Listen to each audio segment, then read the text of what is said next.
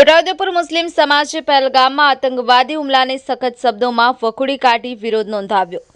કાશ્મીરમાં પહેલગામમાં આતંકવાદી હુમલાને ઘૃણાસ્પદ કૃત્ય ગણાવ્યું। મુસ્લિમ સમાજે નગરની અલગ અલગ મસ્જિદો ખાતે કાળી પટ્ટી બાંધી વિરોધ નોંધાવ્યો।